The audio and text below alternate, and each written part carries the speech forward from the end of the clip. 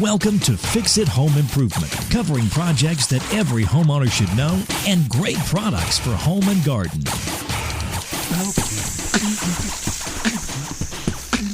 Hi, I'm JC, and this is where we share weekly home improvement tips. I'm here with my co-host, Cindy. Hello, JC. Hi, Cindy. Today we're going to be talking about carpet, and we'd like to thank Russell Blackwood for liking and sharing the podcast.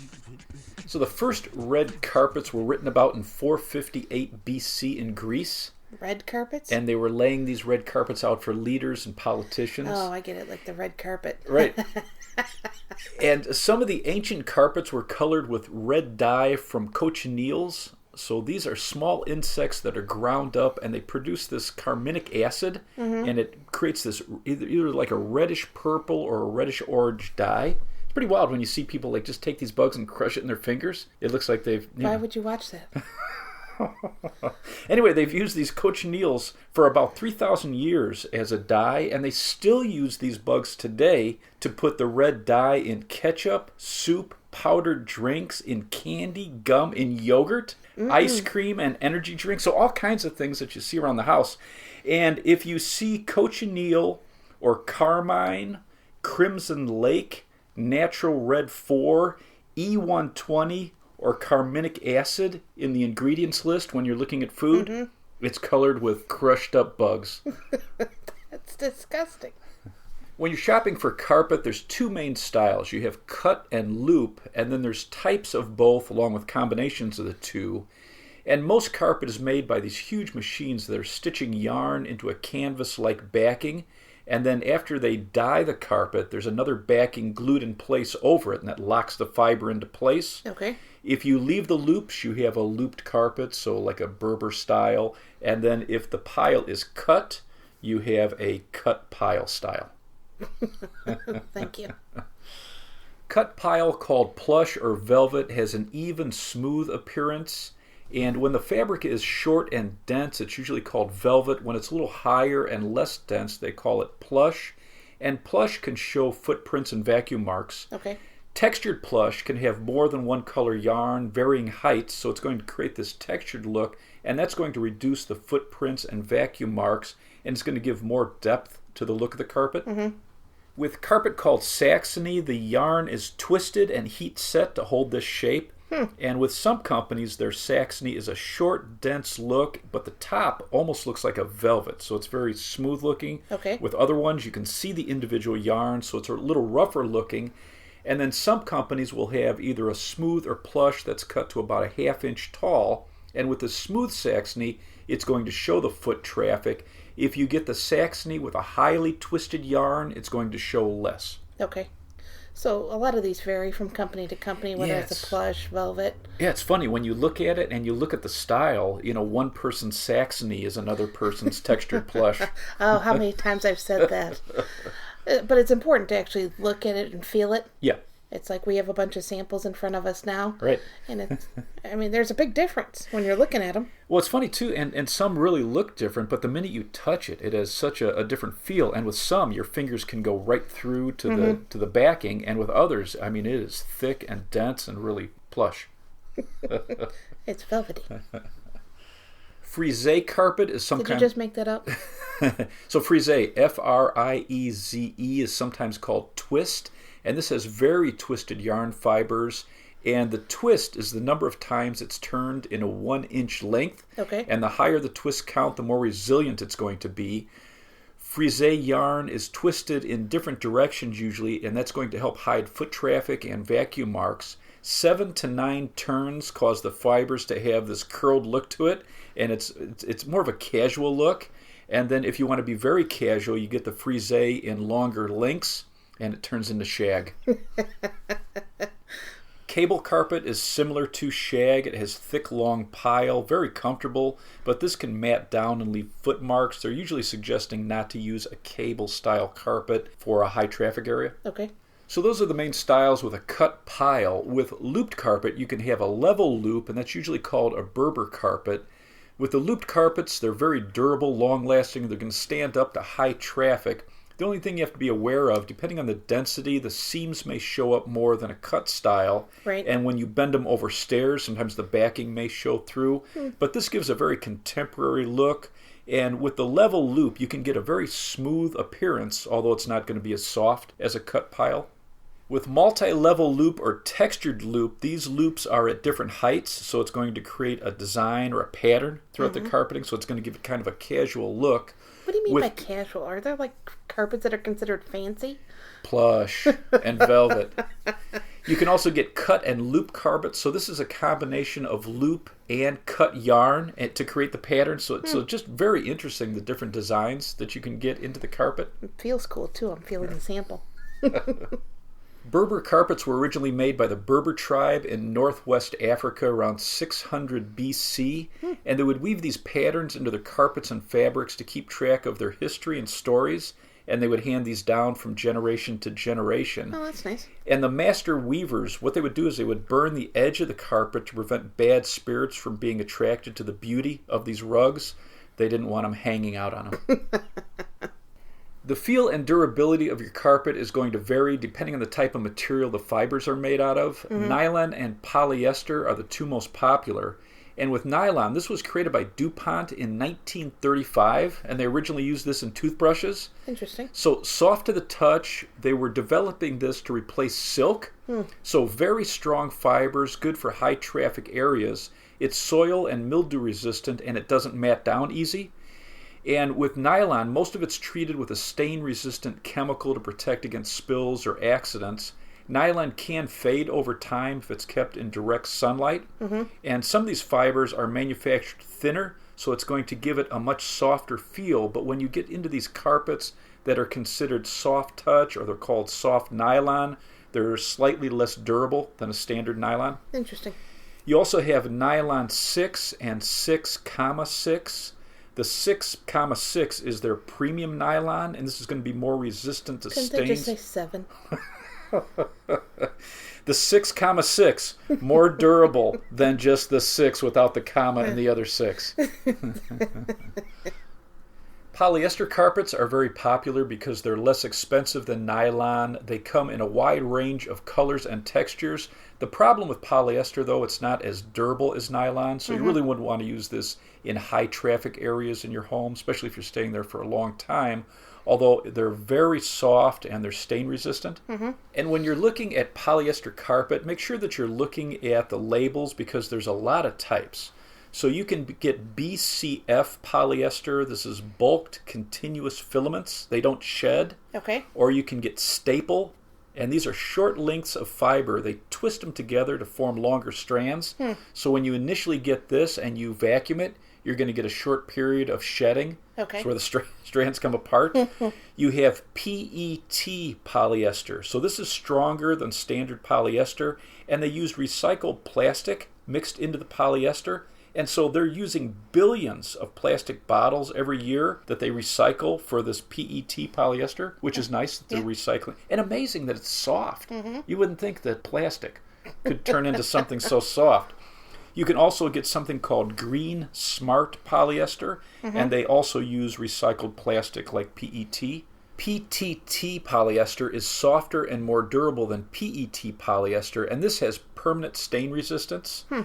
The Triexta carpet, so that's TRIEXTA, this is from Mohawk. This is their PTT polyester.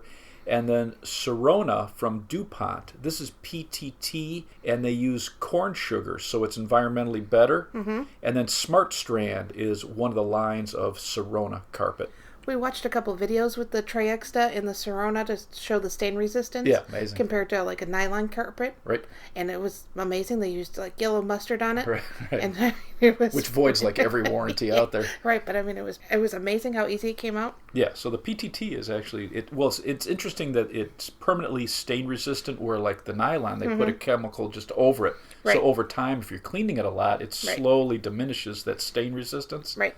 Olefin carpets are polypropylene, so this is a very strong fiber, resistant to wear. Some of the pros say it's as durable as nylon in the loop pile. It's resistant to mold and mildew. This is used in some of the outdoor carpet. It's not as soft as other types of material, but really good for basements, anywhere where you might have moisture because it's water resistant. And it's also resistant to stains and fading in sunlight. Exciting. Wool is the most expensive fiber, so it's a natural material, soft, comfortable, durable, and the lanolin in wool makes it stain and dirt resistant, but it can fade over time if it's kept in direct sunlight. It can absorb water, so it's less resistant to mold and mildew, but it doesn't mat down easily. It's warm in the winter, cool in the summer. Interesting. It's expensive, but people love it. I was on a few of these forums, and they say that some of these guys were saying they had 30 and 40-year-old wool carpets, and it still looked beautiful. Lanolin is wax secreted by the sheep to protect its wool from sun and rain. Okay. And you know where they get the best lanolin? No. From merino sheep. Not only do merino sheep make the best long underwear, but they produce the best lanolin. And so they put the wool in centrifuges, and they pull off this lanolin, and then they use it for dry skin, chapped lips, and to soften baseball gloves. And apparently carpets. And the ancient Greeks loved lanolin. Well, who doesn't, JC? Another thing to look for when you're looking at carpet is the face weight. And so it's not the weight of the carpet. Sometimes you're going to see advertised 80-ounce carpet, and that's with the backing. And the face weight is the carpet pile per square yard without the backing. Okay. In general, you're looking for 40 or more for a good carpet, and the best carpets are around 60. You want to compare the weights of the same material. Different materials are going to have different weights, and then different lengths are going to have different weight. So a short versus a tall, you're going to tell the density. Well, like we have two samples here. They're both 58 ounce. They're both nylon, but one's dense. It's short and dense. The other one's longer. And I mean, there's a real difference. Yeah, you can put your finger right through the longer one, even though it's the same face weight. But just thinking about a stain, I mean, that stain is going to go straight down with this longer one. Yeah. Where it isn't. I mean, in their same face weight, it's weird. Yeah, so the denser one, a stain would probably just float on the top, be easier to get out. Look at us, educating the public. If you see a rating for density, 2,000 is considered good, 2,800 or above is considered the best. So the longer the pile, the lower the score. Right. And with twist levels, so the higher numbers are better. If you get 5 or more per inch, those are considered the best twist, and that's going to give it more wearability, more durability. With the pad for your carpet, you want to look at the manufacturer's recommendation for the type of pad and match that to your carpet. There's going to be different styles with different pads. So the right pad is going to make your carpet feel more comfortable. It's going to deaden sound, insulate, and it's actually going to add life to the carpet, which is really interesting. The wrong pad or thickness can cause wrinkles and shorten the life. Oh, that's a bummer. And there's a few different types. So the Carpet Cushion Council says there's 3 main styles: foam, fiber, and rubber. With foam, this can come in a wide variety of grades and thicknesses. And the key thing with foam, they say, is to match your carpet life to the pad. So if you're buying a 15-year carpet, you want to buy a 15-year pad rated at the thickness for that carpet. With fiber, this is animal hair, jute, or felt. It's very dense. It's not very spongy, but it allows air to pass through that. And this is usually used for Berbers and in high traffic areas. With the fiber, they're saying match the rating to the carpet. So it's either going to be light, medium, or heavy duty, the traffic to that. And with rubber, this is generally going to be for commercial applications. Okay. For most homes, the pad's going to be between 1/4 and 7/16 inch thick, around a 6-pound density. For Berber or low-profile carpet, it's around 3/8 of an inch or thinner and around an 8-pound density. Basically, for high-traffic areas, you want a thinner pad and a firmer cushion. Okay. When you're comparing carpets, look at the warranties. You're going to have warranties for food and drink, pet urine, soil, texture retention, anti-static, stairs, and installation. And on your chart, it's either going to have no warranty for those items. You're going to have 5, 10, 25, or lifetime warranties. And then you need to see whether it's a full warranty or whether it's prorated. And it's wild. I was online looking at some of the warranties on these carpets. And on some, you'll see these 2 tiny asterisks. And then it says prorated, if you follow it down to the bottom of the page in very fine print. So, for example, like some of the wear protections. So 1 to 3 years, it's 100%. So for a wear proration, they're usually saying it's not going to lose more than 10% of the fiber in one area. Okay. And if that happens anywhere from 1 to 3 years, they'll replace it 100%. After 4 years, they'll only reimburse you 90% of what you paid. After 10 years, only 35%. After 15 years, 10%. And there's a variety of these. And then what's wild is they're only replacing the affected area. So my guess is they're just cutting out that area and they're replacing it. So look at the warranty. Yes. You also have to look at this and see what you need to do to maintain your warranty. So on a couple of these, I saw that you have to vacuum your carpet 2 times a week with a vacuum that's certified by the Carpet and Rug Institute. Wow, how do you prove that? So keep your receipts on everything. Some of these soft carpets, they require you to have a special vacuum cleaner head to prevent damage to the fibers. So you need to look at this warranty in detail because they're saying with some of these carpets, the head of the vacuum can actually create such suction that you can damage the fiber, which is weird. And then they want you to professionally clean using hot water extraction every 12 to 18 months. It has to be a certified carpet cleaning company, and you have to keep your receipts. Wow. So if they're that strict about which vacuum cleaner you're using, I'm sure there's going to be exclusions to the warranty. Well, it's wild. So a bunch of these were saying there's no warranty if you spill cosmetics or bleach on your carpet, ink, mustard, coffee, tea. They specified human vomit, blood, grease, tar, soot, cement, wax-based products, and paint. So what can you drop on here that they're going to cover? Water seem to be covered by most of them. So when you're thinking about what carpet you want to put where, for bedrooms with adults or guest bedrooms, most carpets are going to do really well. You can save some money with the basic polyester. Right. In a kid's playroom, that would probably be a good place for stain-resistant or soil-resistant fiber like the PTT polyesters. Because like some of those PTTs, very soft, durable, permanent stain resistance. Right.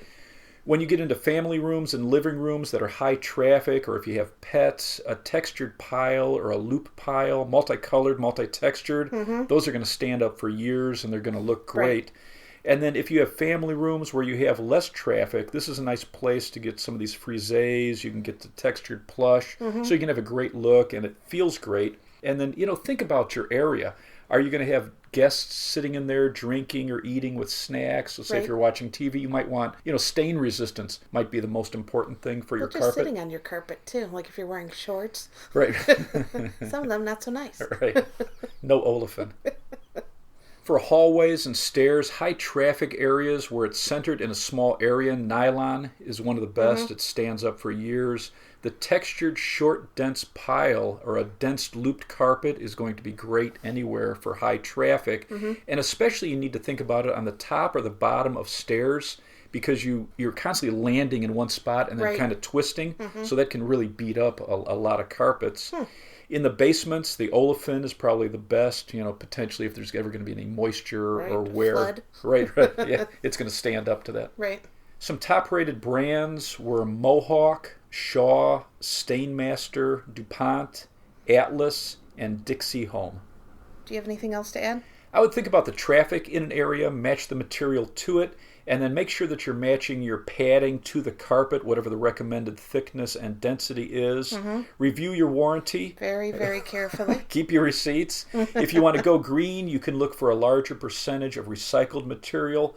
For VOC emissions, a lot of people worry about the chemicals in carpet. If you get something that's the Carpet and Rug Institute's Green Label Plus program, it's going to have low VOC, also the Green Seal certification program. Okay. When you're under warranty, make sure that you're having a professional come out and clean it every 12 to 18 months. Make sure you look at your warranty. But don't let stains sit. Right. Get everything up, vacuum. Absolutely. If you moved into a house and you don't have a warranty, or if it's just now it's past warranty, you want to make sure that you're using a hot water extraction at least once a year, and that's going to keep a very clean carpet. let's wrap this up. You can subscribe to our podcast on iTunes, Stitcher, the Spotify mobile app, the Google Play Music app, and iHeartRadio. If you enjoyed it, please leave us a review. You can check out our home improvement videos on our YouTube channel, Fix It Home Improvement. You could subscribe to that as well. You can download our books, Home Improvement Solutions, What Every Homeowner Should Know, on Amazon. If you enjoyed it, please leave us a 5-star rating and review. You can email us at fixitpodcast@gmail.com. Thank you for listening. Talk to you next week.